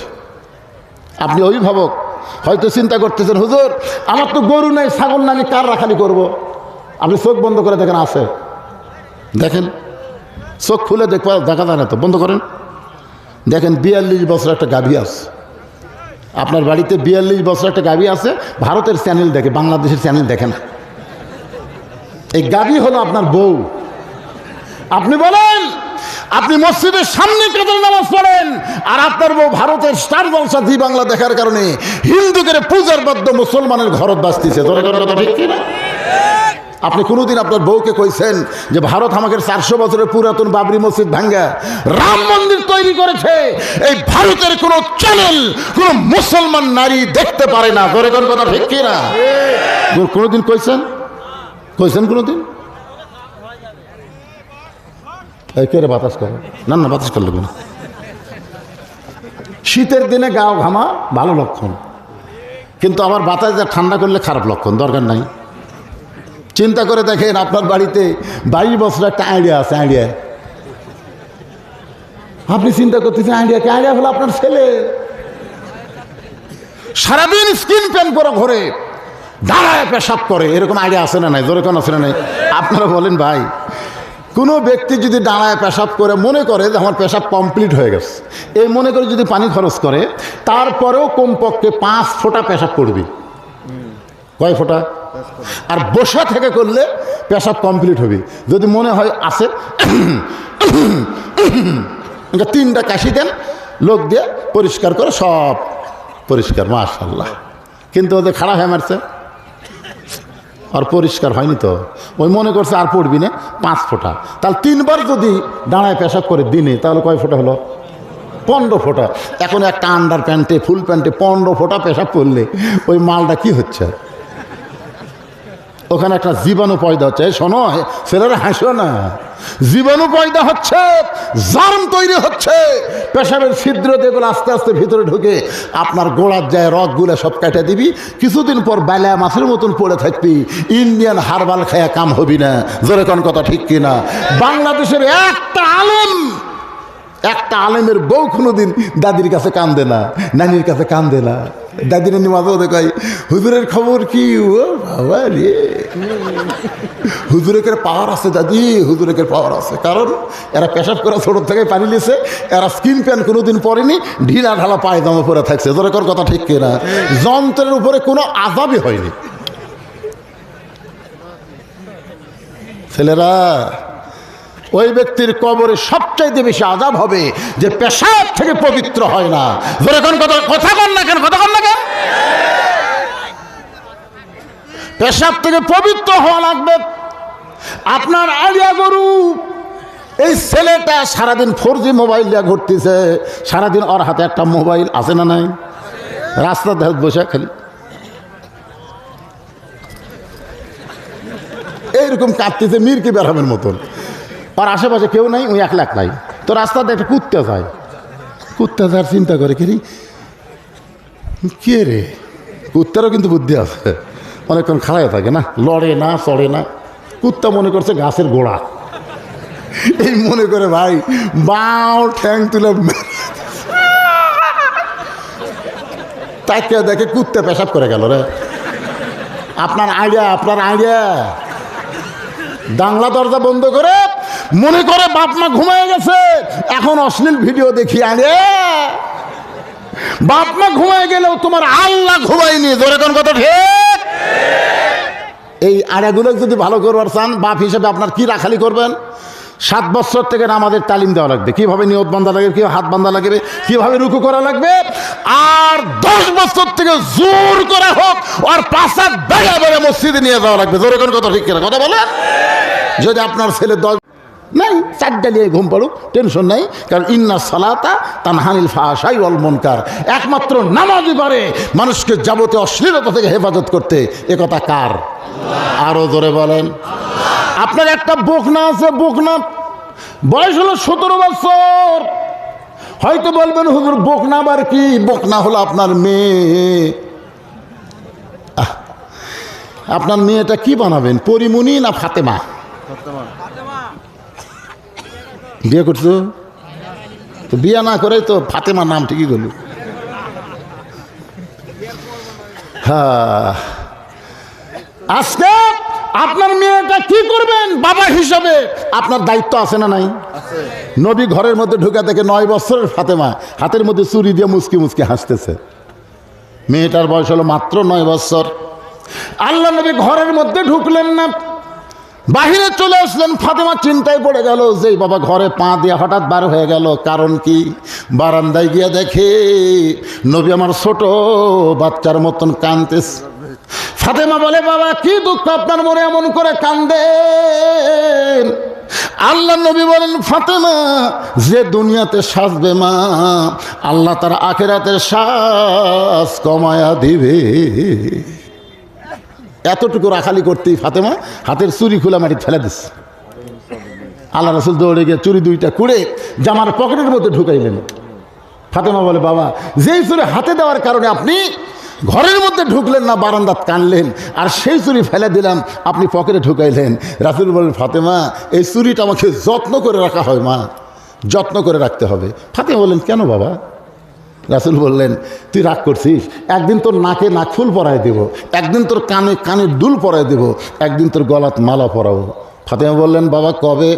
আল্লাহ রাসূল বললেন, যেদিন তোমার বিবাহ হবে। ও ফাতেমা, মেয়েরা কেবলমাত্র এক ব্যক্তির জন্য সাজতে পারবে, সেই ব্যক্তি হলো তার স্বামী। স্বামী ছাড়া অন্য কোনো পুরুষের জন্যে নারীদের সাজা যাবে। এ কথা আসতে গেলেন কেন? যাবে আরো জোরে কোন যাবে? তাহলে আপনার বোক না? 17 বছর মেয়ে কি করতেছে? বাবা হিসাবে আপনার রাখালি করার দরকার, কথা কর না কেন? দরকার নেই। ওই হাইল পরে কিলকিল করতেছে, গোটা পাড়া ঘুরতেছে। আমার মায়েদের জন্য বলতেছি, মা যতই নামাজ পড়েন, রোজা করেন, যতই কিছু করেন, কবুল হবে না যতক্ষণ পর্যন্ত আপনি পুরোপুরি পর্দা না করবেন। জোরে কোন ঠিক? সাইদাতুন নিসা আহলুল জান্নাহ ফাতেমাতুজ জোহরা। আর মায়ের জন্য ওয়াজ শেষ। ওসমান গনি বলতেছে, কে রে ভাই, সামনে কাতারে কোনোদিন দেখিনি ভাই। রাখাল বলতেছে, আমার কি ঠেকা পড়ছে, আমি বারান্দার নামাজ পড়ি, আজকে সামনে কাতারে আছি দেখার জন্যে, দেখা হয়ে গেলি চলে যাবো, কারণ বারান্দার নামাজ পড়ার মজাই আলাদা। রাখাল কি বলতেছে, বারান্দার নামাজ পড়ার কি আলাদা? শেষে এসে আগে যাওয়া। দেখবেন কতগুলো মুসল্লি আগেই কিন্তু আসে, মসজিদে ঢোকে না, কেন ওর ধান্দা ওই শেষে দাঁড়াবি। ওসমান গনি বলতেছে, ভাইজান আজকে কি তোমার দেখা হবে? রাখাল বলতেছে, আমার চোখের পাওয়ার ভালো আছে, দেখা হলেই চলে যাবো, আর আসবো না। ওসমান গনি কান্দের বলে, ভাইজান কয়েক বছর হলে সামনে কাতারে নামাজ পড়ি, এখন পর্যন্ত আমার দেখা হইল না। রাখাল বলে, চোখ ঠিক আছে? কয়েক বছর সামনে কাতারে নামাজ পড়ে এখন পর্যন্ত দেখা হয় না। ওসমান গনি যাকে দেখতে চাই তিনি হলেন নামাজের মালিক আল্লাহ, আর রাখাল যাকে দেখতে আইছে তিনি হলেন আল্লাহওয়ালা হযরত ওমর। রাখাল বলতেছে, ভাইজান এত বছর তুমি নষ্ট করছো, দেখা হয়নি, তো তুমি আমার হাত ধরো তো। ওসমান গনি বলে, কেন? বলে, আমি নিজেও দেখবো, তোমাকেও দেখাই দেবো, যাও। ওসমান গনিকে বলতেছে, তুমি আমার হাত ধরো, আমি নিজেও দেখবো, তোমাকেও দেখাই দিব। সঙ্গে সঙ্গে আল্লাহর কোরআন ওসমানের সামনে এসে বলতেছে, ইয়া আইয়ুহাল্লাযীনা আমানুত্তাকুল্লাহা ওয়া কুনু মা'আস সাদিকিন। আপনারা বলেন তো এই আয়াতের বাংলা অর্থ কি?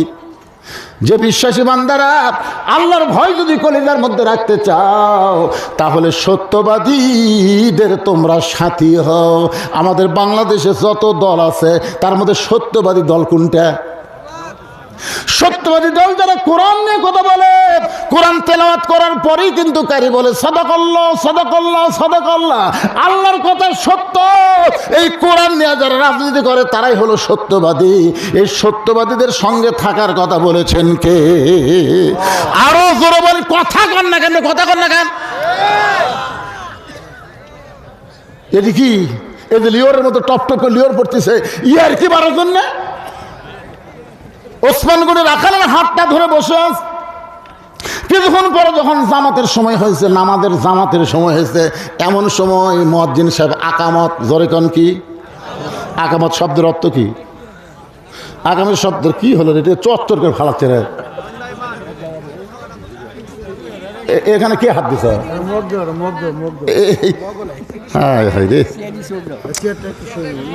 হ্যাঁ আজকে দেখলাম ভাই। আচ্ছা আপনাদের গাঁও তো কি পড়তেছে? পড়তেছে না তো গজ আমার উপর হলো না রহমত হলো? ইনি আবার টেরা করে দিছে ভাই। এটা একটা না থাকে, আর ওটা লাগবে না, ওটা লাগবে না। পুলিশ আমাকে ঠেকাবার পারিনি, আর এই লিওরের পানি কি হবি রে? যা হয় হয়ে যাবে। আল্লাহ লিল্লাহি তাকবীর। ওসমান গনি রাখালের হাতটা ধরে বসে আছে, এমন সময় আকামত মুয়াজ্জিন যে একামত শুরু করেছে, সঙ্গে সঙ্গে হযরত ওমর মেহরাবের মধ্যে ঢুকছে। এখন আপনারা বলবেন, হুজুর ওমর ফারুক মেহরাবের মধ্যে কোন দিক দিয়ে ঢুকলো? কোরআন দিয়ে যখন রাষ্ট্র চলবে তখন ইমামকে, নেতাকে ওই মসজিদের দরজা দিয়ে ঢোকা লাগবে না। ইমাম নেতা মানে একটা এমপি, একটা মন্ত্রী হবে, যার কারণে মেহরাব থেকে একটা রেস্টরুম থাকবে। একামত দেওয়া মাত্র ইমাম মেহরাবের মধ্যে ঢুকবে। হযরত ওমর যেই মাত্র মেহরাবের মধ্যে ঢুকছে, রাখাল খালি সমানে দেখতেছে। ওসমান গনি কিন্তু হাত ধরে আছে। আর রাখালকে কে রে? এটা তো হক করলো কি? সামনে কাতারে খাড়া হলে উমরক দেখা যাবে। আমি আসে তো দেখতেছি আকামত দিচ্ছে, আর আমি খালি এই করতেছি। ওসমান গনি হাত ধরে আছেন, কি করবে? যেই মাত্র মুয়াজ্জিন বলেছে কতকামাদিস সালাহ, কতকামাদিস সালাহ, সঙ্গে সঙ্গে রাখাল আল্লাহু আকবার। ওসমান গনি হাত ছাড়ে দিয়ে বলতেছে, ভাইজান ইমাম সাহেব ভুল করলে মানুষ লোকমা দেয়, আর আকামতই শেষ হয়নি তুমি আল্লাহু আকবার লোকমা দিলা, তার মানে? রাখাল বলতেছে, এই জন্যই তো তুই কানা, এত বছর হলে সামনে কাতারে নামাজ পড়িস, এখন পর্যন্ত দেখতে পারিস না আমি কি গুণে লোকমা দিলাম নিয়ে, তুই জানিস না? দ্বিতীয় কাতারে একজন সাহাবী আর সহ্য করতে পারে না, এক দৌড়ে এসে রাখালের হাতটা হেঁচকাতে বলে, পাগল তুই যারে কানা কানা বলে তিরস্কার করতেছিস, এই মহামানবকে তুই চিনিস? রাখাল বলতে, আমি বারান্দাত নামাজ পড়ি, আমি ভিতরের কাউরে চিনি না। পাগল রে, এতক্ষণ যে তোর হাত ধরে দাঁড়িয়েছিল পাগল, ওই ব্যক্তি দুনিয়ার সাধারণ কোনো ব্যক্তি না, আল্লাহ নবীর ডবল জামাই ওসমান গনি। রাখাল খালি কান্দে। এই জন্যই আমি ভিতরে ঢুকতে চাই না, কারণ নবীর দামি দামি সাহাবীর মধ্যে আমি রাখাল কেমনে ঢুকবো? কিন্তু ওই পথিক আমার সর্বনাশ করছে। এভাবে আঙ্গুল দিয়ে বলতেছে, ওই পথিক আমার সর্বনাশ করেছে। ওই পথিক আমারে কইছে, ওমরকে যদি দেখবার চাও তাহলে সামনে কাতারে নামাজ পড়ো। সারা জীবনের সাধনা একটা বার শুধু হযরত ওমরকে আমি দেখতে চাই, আর ওমরকে দেখতে এসে মেহরাবের মধ্যে যদি পথিককে দেখতে পাই, তাহলে তোমরাই বলো লোকমা দেওয়া ছাড়াও তো আমার উপায় নাই। আমি আল্লাহু আকবার লোকমা দিয়া ওই পথিককে মেহরাব থেকে সরাই দিব। ওই জায়গায় হযরত ওমরকে আমি এক নজর দেখতে চাই। হাজার হাজার সাহাবীরা কান্দে। সমস্ত সাহাবীরা যখন কাঁদতেছে, রাখাল চিল্লায় বলে, আল্লাহ বারান্দায় নামাজ পড়া ভালো, এই ভিতরে কেন কান্দা কান্দি শুরু হয়ে গেল?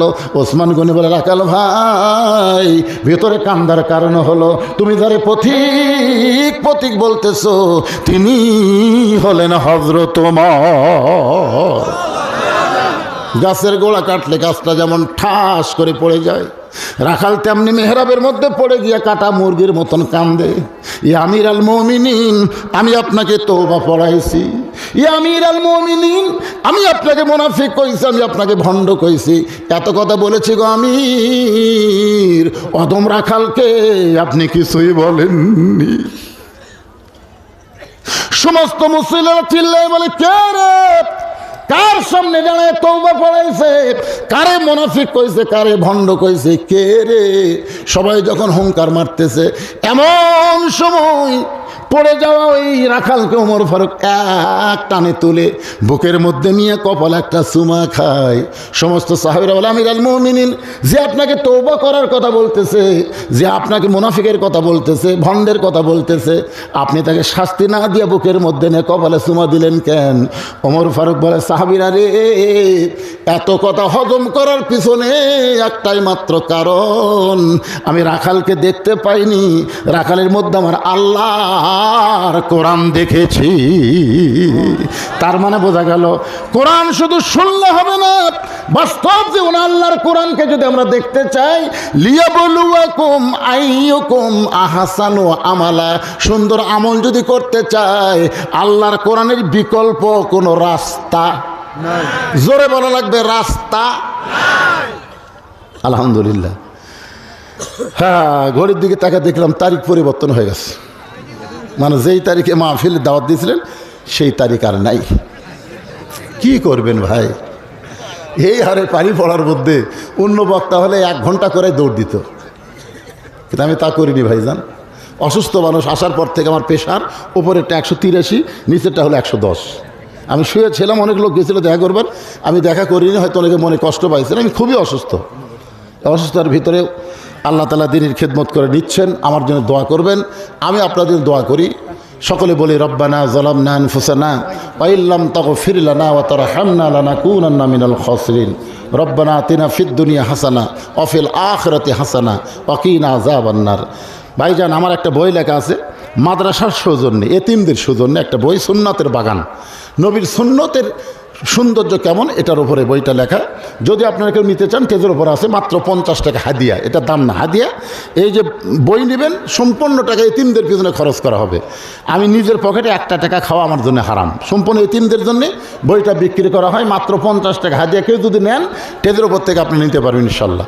আজকের মাহফিলের সম্মানিত সভাপতিকে আমি মাইক নেবার জন্য অনুরোধ করতেছি। তিনি তার সমাপ্তি ভাষণ দেওয়ার পর ইনশাল্লাহ দোয়া করে দেব। আল্লাহুম্মা আমিন। আল্লাহুম্মা আনতাস সালাম ওয়া মিনকাস সালাম তাবারাকতা ইয়া যাল জালালি ওয়াল ইকরাম। রব্বির হামহুমা কামা রব্বায়ানি সগীরা। আল্লাহ, তোমার এতিম মাদ্রাসাকে লক্ষ্য করে নগদে বাকিতে যারা দান করেছে, আল্লাহ সব দানকে কবুল করো। এই মাদ্রাসার প্রতিষ্ঠাতা দুনিয়াতে নাই, সে বিদায় হয়ে গেছে। আল্লাহ, তার জন্য আমরা দোয়া করি, তার কবরকে জান্নাতের টুকরা বানিয়ে দাও। আল্লাহ, আমাদের বাপ মা যাদের কবরে গেছে, আল্লাহ সবাইকে মাফ করে দাও। আল্লাহ, গোটা বাংলাদেশকে রহম করো। আগামীতে বাংলার জমিনে কোরআনের শাসন আমরা যেন দেখতে পাই, এই সুযোগ তৌফিক আল্লাহ আমাদেরকে দান করো। আমার মা বোনদের দোয়া করি, পদ্মানিশী আবিদা সালেহা ফাতেমার মতো কবুল করে নাও। অসুস্থ আমি আল্লাহ, আমার মতো অসুস্থতা নিয়ে যারা হাত তুলেছে, সবাইকে সুস্থতার নিয়ামত দান করে দাও। সুবহান রাব্বিকা রব্বিল ইজ্জাতি আম্মা ইয়াসিফুন।